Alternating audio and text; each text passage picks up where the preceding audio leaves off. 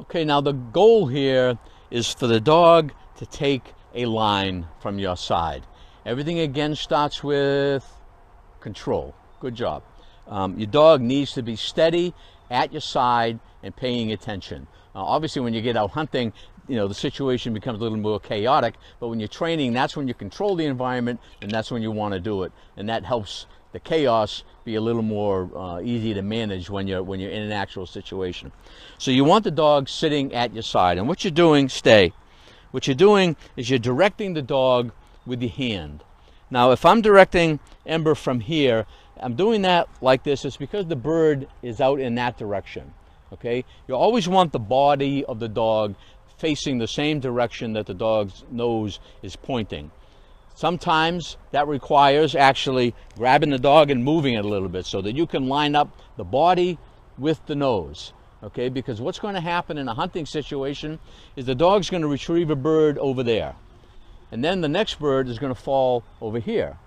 So as you line the dog up now to get the second bird, the dog's going to want to look back where the first bird is. They always think the next bird is where the last bird was. So the dog is going to look over in that direction. And you don't want it to. You want it to keep her head straight, because where the dog's eyes are focused, that's where the dog's going to run. The dog, if you have eyes focused that way, the dog's going to take off in that direction. Now, with a young dog, you don't want that to happen, because that's going to cause chaos in your drill, and it just makes it harder. If that does happen, if the dog takes off, especially a young dog, in a different direction, bring her right back and start over.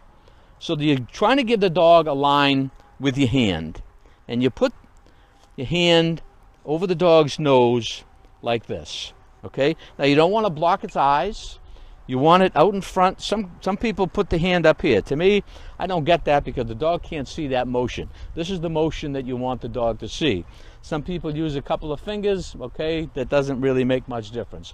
But you want your hand down here. Now, you're not really blocking her vision, because she can see around my hand, but this is what I'm doing.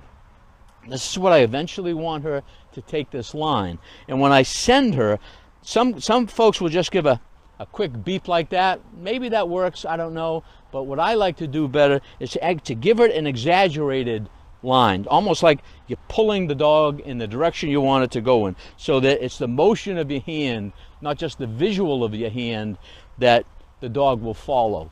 If you put your own hand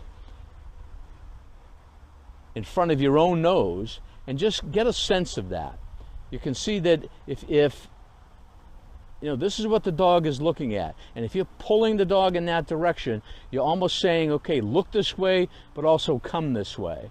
Okay? Now, there are going to be times, again, where the dog's going to want to look in a different direction. And you're here and you're telling her to mark. Another important part of this drill. Whenever you're doing this, use the word mark. You're going to see, throughout this whole website and all your training, the command mark is critical. What the command mark is telling a dog: number one, pay attention, and number two, look.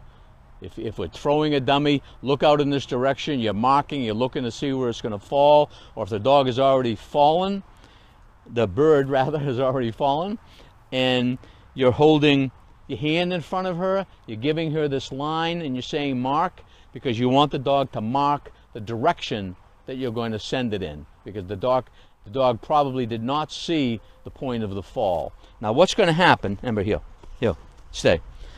If the dog does start to look to the left, and you're doing this, it's very difficult to tell the dog to, no, don't look to the left, look where my hand is. So I have no problem in a severe situation where it just really wants to go that way, is to grab its muzzle and hold it in the direction where you want it to go.